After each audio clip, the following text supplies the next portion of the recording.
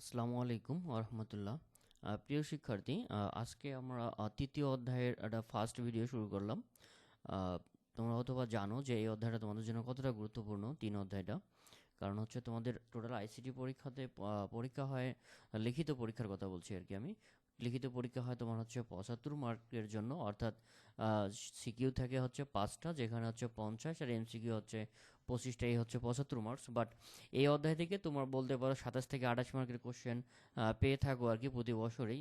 প্রতি বছরের কোশ্চেন যদি অ্যানালাইসিস করি তাহলে এটাই দেখা যায়। অর্থাৎ এই অধ্যায়ের দুটো পার্ট রয়েছে, একটা হচ্ছে 3.1 যেটাকে বলছে নাম্বার সিস্টেম। নাম্বার সিস্টেম থেকে তোমার একটা সিকিউ থাকে, প্লাস 3.2 যেটা হচ্ছে লজিক গেট। লজিক গেট থেকে তোমার হচ্ছে আর একটা সিকিউ থাকে। তাহলে এখানে তুমি পাচ্ছ 20 মার্কস। আর 7 থেকে 8টা যদি এমসিকিউ বা 7টাও যদি থাকে তাহলে হচ্ছে 27 মার্কস। তাহলে দেখো, তোমার এখানেই একটা অধ্যায়ে তোমার রয়েছে 27 মার্ক। এবং একটা মজার ব্যাপার হচ্ছে, তোমার এই অধ্যায় থেকে যদি তুমি 25 মার্কে অ্যাটেন্ড করো তাহলে 25 পাওয়ার চান্স থাকে, কারণ এটা পুরোটাই ম্যাথমেটিক্যাল বেসড অধ্যায় বলতে পারো। সুতরাং এই অধ্যায়টা আমরা খুব ইন ডিটেলস পড়বো, এবং আহ, যেন কোশ্চেনটা এমন যদি কঠিনও হয় যেন আমি সবগুলাই কমন পাই আর কি। কারণ অ্যাজ ইউজুয়ালি কোশ্চেন প্যাটার্নটা একই থাকে, অর্থাৎ মেথডটা একই থাকে, কিছু ভেরিয়েশন থাকে আর কি, অন্য কিছু ভেরিয়েশন থাকে কোশ্চেনের মধ্যে।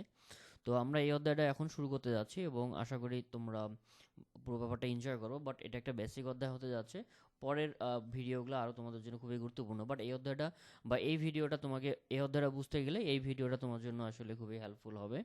তো চলো আমরা শুরু করে দেই। তো এই অধ্যায়টার নাম আমরা আগেই বলেছি, এটার নাম হচ্ছে সংখ্যা পদ্ধতি বা নাম্বার সিস্টেম। তো নাম্বার সিস্টেম থেকে যে কোশ্চেনগুলো হয় সেটা যদি আমরা দেখি, প্রথমেই তোমার কাছে জানতে চাওয়া হয় যে সংখ্যা বা নাম্বার কি, অর্থাৎ এটা 1 মার্কের জন্য তোমার থাকে পরীক্ষায়।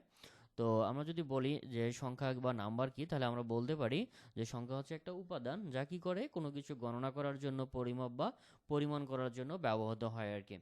তো যেমন এখানে এটা বলেছি যে একাদশ শ্রেণীতে 257 জন শিক্ষার্থী বা ছাত্র রয়েছে, তাহলে এখানে 257 দ্বারা কি বোঝানো হচ্ছে, যে একটা কোনো কিছু ছাত্রের সংখ্যা আমি গণনা করতেছি, বা ছাত্রের পরিমাপটা আমি পরিমাণটা করতেছি আর কি, যে কি পরিমাণ স্টুডেন্ট রয়েছে আর কি। শুধু সেটাই না, যদি আমরা বলি যে আইসিটিতে তোমার লিখিত মার্ক হচ্ছে কত, 75, তাহলে 75 হচ্ছে একটা সংখ্যা। কেন সংখ্যা বলছি? কারণ এই 75 দ্বারা কোনো কিছু গণনা করতেছি, বা নাম্বারটা আমরা কাউন্ট করতেছি। তাহলে যার সাহায্যে কোনো কিছু গণনা করা হয় সহজভাবে তাকেই বলি কি, সংখ্যা, রাইট? তো সংখ্যার পরে যে একটা কোশ্চেন থাকে সেটা হচ্ছে অঙ্ক বা ডিজিট। তাহলে অঙ্ক হচ্ছে কি, সংখ্যার ক্ষুদ্রতম উপাদানকে অঙ্ক বলে। যেমন আমরা কিছুক্ষণ আগে বললাম যে 57 যদি একটা সংখ্যা হয়, 57তে কি কি উপাদান রয়েছে, একটা হচ্ছে 7, আর একটা হচ্ছে কত, 5। তাহলে এই 7 এবং 5 যেহেতু দুইটা আলাদা আলাদা উপাদান বা অঙ্ক, তাহলে এই সংখ্যার ক্ষুদ্রতম উপাদানকে আমরা অঙ্ক বলি। তাহলে আবার যদি আমরা এর আগের যে আরেকটা উদাহরণ দেখেছিলাম, যে 257 হচ্ছে একটি কি সংখ্যা, সে কি কি উপাদান নিয়ে গঠিত, সেটা হচ্ছে 2, 5 এবং 7। এই 2, 5, 7 হচ্ছে কি আমার, এই 2, 5, 7 হচ্ছে একটা করে ডিজিট বা অঙ্ক। তো আমার মনে হয় যে ব্যাপারটা বুঝতে পারছো। তাহলে সংখ্যা হচ্ছে যা দ্বারা গণনা করা হয়, আর সংখ্যার ছোট ছোট বা ক্ষুদ্র ক্ষুদ্র বা অঙ্ক বা ক্ষুদ্রতম উপাদান বা প্রতীককে কি বলে, অঙ্ক বলে। আচ্ছা, এখান থেকে আমরা একটা রিলেশন বের করতে পারি, সেটা হচ্ছে দেখো দেখি, যে এই 7কে আবার আমরা সংখ্যা বলতেছি, 5কে আবার এটাকে অঙ্কও বলতেছি, কেন বলতেছি সেটা একটু বলি। তোমরা অথবা সায়েন্সে যারা পড়ো তারা হয়তো জানো, অ্যাসিড ক্ষারের মধ্যে একটা রিলেশন আমরা বের করতে পারি। ঠিক তেমনি অঙ্ক এবং ডিজিটের মধ্যে একটা রিলেশন বের করতে পারি, এবং এটা খুব একটি ইম্পর্টেন্ট কোশ্চেন বলতে পারো তোমাদের জন্য। কোশ্চেনটা হচ্ছে, দেখো বলা হচ্ছে সকল অঙ্কই সংখ্যা কিন্তু সকল সংখ্যাই অঙ্ক নয়। এটা তোমার খতে অ্যাজ ইউজুয়ালি থাকতে পারে। তো এটা যদি একটু বুঝায় বলি আমরা, যে সকল অঙ্কই সংখ্যা কিন্তু সকল সংখ্যাই অঙ্ক নয়। কেমনে নয় একটু দেখি। যেমন আমরা শূন্য যদি বলি, শূন্য হচ্ছে একটা অঙ্ক, এবং এটাকে আমরা সংখ্যাও বলতে পারি। আবার ওয়ানের ক্ষেত্রে একই ঘটনা, ওয়ান হচ্ছে একটা অঙ্ক এবং সংখ্যা। অনুরূপভাবে শূন্য থেকে শুরু করে 9 পর্যন্ত এই যে 10টা আমরা দেখতেছি আর কি, এটাকে কি বলতে পারি, এটাকে অঙ্কও বলতে পারি আবার সংখ্যাও বলতে পারি। তার মানে এদেরকে যদি অঙ্ক বলতে পারি আবার সংখ্যাও বলতে পারি, তাহলে আমরা এইটা বলতে পারি যে সকল অঙ্কই সংখ্যা। কিন্তু আমার যে 9 আছে, কিন্তু 9-এর আগে যদি আমরা 1 বসায় দেই, তাহলে এটা কত হয়ে গেল, 19। অথবা আমি যদি 25-এর কথা বলি, তাহলে 2 একটা হচ্ছে আমার অঙ্ক বা সংখ্যা, এবং 5 হচ্ছে একটা অঙ্ক বা সংখ্যা। কিন্তু যখন 2 এবং 5 একসঙ্গে থাকবে, এটাকে আর অঙ্ক বলার কোনো সুযোগ নাই, তাহলে আমরা এটাকে কি বলবো, শুধুমাত্র সংখ্যা বলতে পারবো। তাহলে এটাকে যদি আমরা একটু ব্যাখ্যা করতে যাই, 2 মার্কের জন্য যদি যখন আসবে, তখন আমরা এভাবে লিখব যে সংখ্যা হচ্ছে এমন একটা উপাদান যা কোনো কিছু গণনা করার যা কোনো কিছু গণনা করার জন্য ব্যবহার করা হয়। আচ্ছা, অথবা অন্যভাবে বলতে পারি সংখ্যা হচ্ছে এমন একটি উপাদান যা দিয়ে কোনো কিছু গণনা করা হয়। আর অঙ্ক কাকে বলছি? সংখ্যার ক্ষুদ্রতম উপাদানকে অঙ্ক বলে। তারপর আমরা এটা বলবো যে 0 থেকে 9 পর্যন্ত এগুলো প্রত্যেকটি এক একটি কি অঙ্ক হইতে পারে, আবার কি হইতে পারে, সংখ্যা হইতে পারে। তার মানে 0 থেকে 9 এরা প্রত্যেকে অঙ্ক এবং সংখ্যা। কিন্তু যখন আমি কি লিখবো, 25 লিখবো, তখন 25 কিন্তু শুধুমাত্র এটা কি হতে পারে, 2 অঙ্ক বিশিষ্ট একটা সংখ্যা। অথবা 435 এটা হচ্ছে কি 3 অঙ্ক বিশিষ্ট একটি সংখ্যা। সুতরাং আমরা বলতে পারি যে সকল অঙ্কই সংখ্যা, সকল সংখ্যাই অঙ্ক নয়। আশা করি ব্যাপারটা ক্লিয়ার, ব্যাপারটা তোমরা ক্লিয়ার হয়েছো। এটা খুবই সহজ ব্যাপার ছিল অবশ্য, যে আমরা 0 থেকে 9 এরা প্রত্যেকে অঙ্ক এবং সংখ্যা, কিন্তু যখন দুইটা অঙ্ক একসঙ্গে থাকবে তখন সেটা শুধুমাত্র সংখ্যা হতে পারে, অঙ্ক হওয়ার কোনো চান্স নেই। তো এই হচ্ছে সংখ্যা এবং অঙ্ক এবং এদের মধ্যে রিলেশন। এবার আমরা যদি দেখি আহ, সেটা হচ্ছে যে সংখ্যা পদ্ধতি বা নাম্বার সিস্টেম আসলে কী জিনিস। তাহলে আমরা সহজভাবে বলতে পারি যে পদ্ধতিতে বিভিন্ন ধরনের বর্ণ, সাংকেতিক চিহ্ন বা প্রতীক ব্যবহার করে যখন আমরা কোনো কিছু গণনা করি, তাহলে সেটা বা কোনো কিছু লিখে প্রকাশ করি, সেটাই হচ্ছে আমার কি সংখ্যা পদ্ধতি।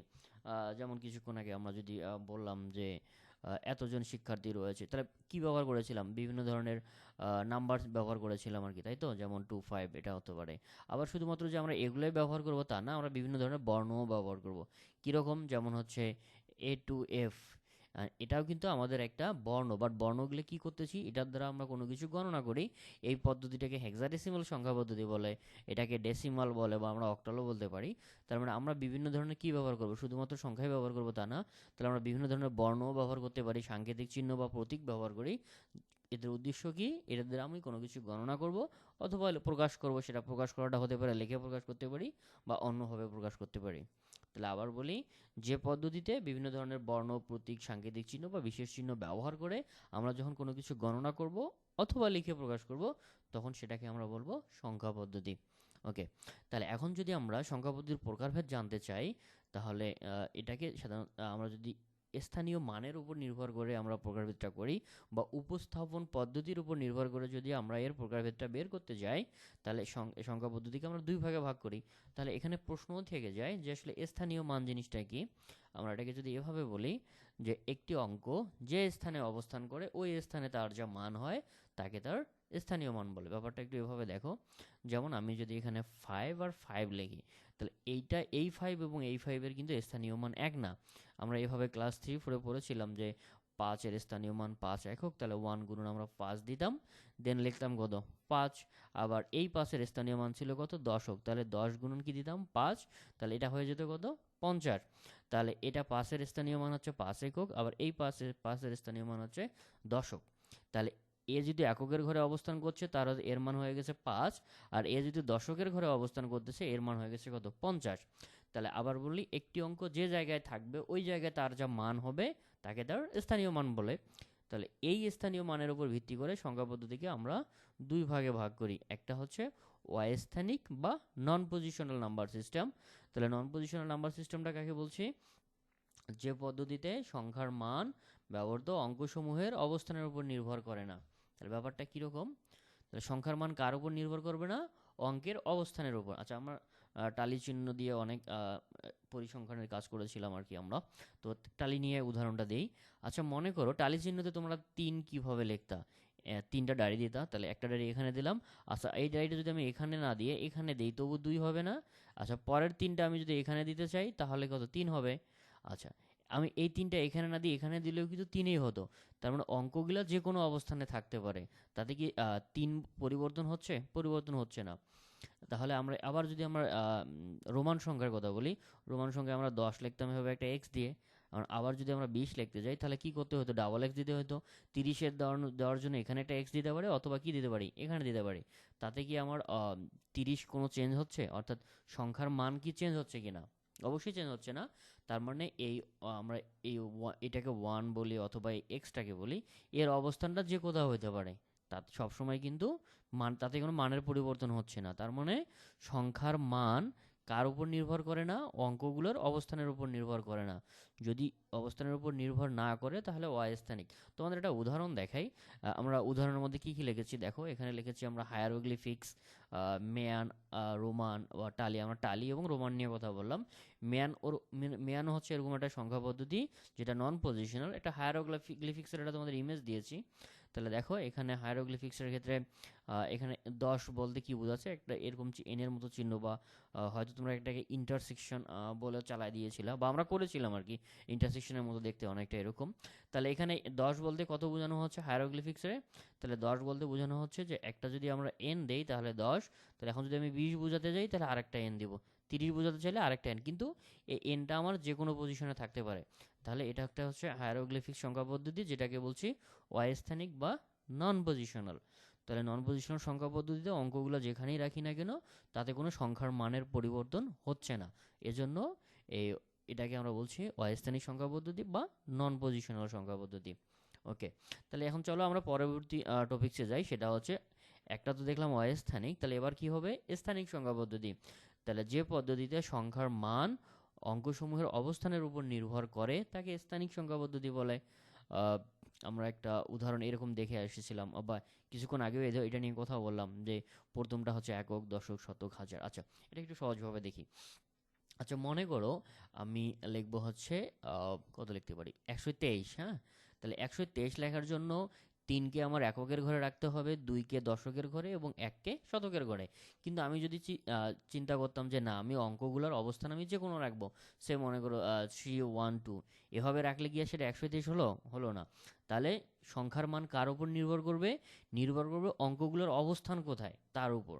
তাহলে সহজভাবে আমরা ডেফিনেশনটা এভাবে দিতে পারি, সংখ্যার মান অঙ্কসমূহের অবস্থানের উপর যদি নির্ভর করে তাহলে সেটা হবে স্থানিক, আর নির্ভর না করলে সেটা হবে অস্থানিক। ব্যাপারটা ক্লিয়ার? আচ্ছা, অস্থানিক স্থানিক সংখ্যা পদ্ধতির উদাহরণ আমরা অনেক দিতে পারি, যেমন বাইনারি, দশমিক, অক্টাল, হেক্সাডেসিমাল। এই সবগুলো হচ্ছে স্থানিক সংখ্যা পদ্ধতির উদাহরণ আর কি। তো আমরা স্থানিক সংখ্যা পদ্ধতি নিয়ে পরের ভিডিওতে ইন ডিটেলস আলোচনা করব, কারণ ওই ভিডিওটাতে যখন তুমি করবা দেখবা যে সংখ্যা পদ্ধতি নিয়ে তোমার আর কোনো সমস্যা থাকবে না। বিশেষ করে বেস থেকে শুরু করে অন্যান্য যে টাইপের কোশ্চেনগুলো হয় সেটা আমরা পরের ভিডিওটাতে আলোচনা করব, কারণ আশা করি যে ভিডিওগুলো খুব বেশি দীর্ঘায়িত করব না, যাতে তোমরা খুব এনজয় করে করতে পারো। আচ্ছা, এখান থেকে কি কি কোশ্চেন হয়েছিল আমি যদি সেটা বলি। প্রথমে একটা কোশ্চেন হয়েছিল যে নিচের কোনটি নন পজিশনাল অথবা অস্থানিক সংখ্যা পদ্ধতি। আচ্ছা, আমরা জানি যে কিছুক্ষণ আগে আমরা হায়ারোগ্লিফিক্স নিয়ে কথা বললাম, যেটা খুবই প্রাচীন একটা সংখ্যা পদ্ধতি, আর এটা হচ্ছে অস্থানিক সংখ্যা পদ্ধতি। তাহলে আমরা কি বলতে পারি যে এটার অ্যান্সার হচ্ছে এটা। দেন পরবর্তী যদি কোশ্চেনটার কথা বলি আমরা, সেটা হচ্ছে আর একটা সংখ্যা এসেছিল যেটা চট্টগ্রাম বোর্ডে এসেছিল 2016 সালে, যে সংখ্যা পদ্ধতিকে প্রধানত মূলত দুই ভাগে ভাগ করতে পারি। একটা হচ্ছে স্থানিক আর একটা হচ্ছে কি অস্থানিক সংখ্যা পদ্ধতি। তাহলে এই হচ্ছে সংখ্যা পদ্ধতির দুই প্রকার। তো তাহলে আমরা এটার অ্যান্সার হচ্ছে গ নম্বরে। তো এখন আমি তোমাদের পুরো লেকচারটা আরেকবার রিক্যাপ করাতে চাই, এবং এখানেই প্রথমত বললাম সংখ্যা হচ্ছে কি এমন একটা উপাদান যা দিয়ে কোনো কিছু আমি গণনা করতে পারি, তাই তো? আচ্ছা, এই সংখ্যার যেমন আমরা বললাম, যেমন 1, 2, 3, এটা 1 to 5, তাহলে এটা দ্বারা আমরা একটা কোনো কিছু গণনা করলাম যে 125 জন কি পেয়েছে বা দেশের বাইরে গিয়েছে, কিছু একটা বললাম আর কি। হ্যাঁ, তো এখন এই 125 দ্বারা কি বোঝাচ্ছে? একটা সংখ্যা বোঝাচ্ছে, কারণ এটা দ্বারা আমি কোনো কিছু গণনা করলাম আর কি। আর এই সংখ্যার যে ছোট ছোট যে উপাদানগুলো রয়েছে এটাকে কি বলছি? অঙ্ক। আবার তারপরে এদের মধ্যে একটা রিলেশন করলাম কি, যে সেটা হচ্ছে কি সকল অঙ্কই সংখ্যা, সকল সংখ্যাই অঙ্ক নয়। কারণ 0, 1, 2, এখান থেকে 9 পর্যন্ত এরা প্রত্যেকে হচ্ছে অঙ্ক এবং সংখ্যা। কিন্তু আমি যদি শুধুমাত্র 2, 5 লিখি, শুধুমাত্র এটার দ্বারা কি বোঝাবে? সংখ্যা বোঝাবে, তাই তো? কারণ এটার দ্বারা অঙ্ক আর বোঝাচ্ছে না। কিন্তু 1 এবং 5 হচ্ছে অঙ্ক, আর অঙ্কগুলো মিলেই কি তৈরি হচ্ছে? সংখ্যা তৈরি হচ্ছে। এজন্য বলা হচ্ছে যে সকল অঙ্কই সংখ্যা, কিন্তু সকল সংখ্যাই অঙ্ক নয়। তারপর স্থানীয় মানের উপর ভিত্তি করে সংখ্যা পদ্ধতিকে আমরা দুই ভাগে ভাগ করলাম। একটা হচ্ছে অস্থানিক, বা যেটাকে আমরা বলছি নন পজিশনাল। নন পজিশনাল কি? যে অঙ্কগুলো আমি যে কোনো জায়গায় রাখতে পারি, তাতে সংখ্যার মানের কোনো পরিবর্তন হচ্ছে না। তাহলে তার মানে হচ্ছে কি সংখ্যার মান অঙ্কগুলোর অবস্থানের উপর নির্ভর করে না, তাহলে হবে নন পজিশনাল। আর যদি নির্ভর করে তাহলে সেটা হচ্ছে কি পজিশনাল। আর পজিশনাল হলে কি হবে? আমার নিজের ইচ্ছা মতো আমি অবস্থানগুলো পরিবর্তন করতে পারবো না, কারণ এই সংখ্যার মান অঙ্কগুলোর অবস্থানের উপরই আসলে নির্ভর করে। ওকে, এই হচ্ছে মূলত আমাদের ওভারভিউ আলোচনা। তো আশা করি এই বিষয়টা তোমরা ভালোভাবে বুঝতে পারছো। আর না পারলে অবশ্যই আমাদের জানাবা, দরকার হলে আমরা আরও ভিডিও তৈরি করব। তো দেখা হচ্ছে তোমাদের কথা হচ্ছে তোমাদের সঙ্গে পরবর্তী ভিডিওতে, যেখানে আমরা অস্থানিক সংখ্যা পদ্ধতি ইন ডিটেলস আলোচনা করব, অর্থাৎ বাইনারি, অক্টাল, ডেসিমাল, হেক্সাডেসিমাল এদেরকে নিয়ে একদম ডিটেলস আলোচনা করব। এবং ওই ভিডিওটা একটু হয়তো লেন্দি হবে, বাট তোমাদের কনসেপ্টে আর কোনো সমস্যা থাকবে না, একদম ক্লিয়ার হয়ে যাবে আশা করি। তো ঠিক আছে, এই পর্যন্ত, দেখা হবে, কথা হবে পরবর্তী ভিডিওতে। আসসালামু আলাইকুম ওয়া রাহমাতুল্লাহ।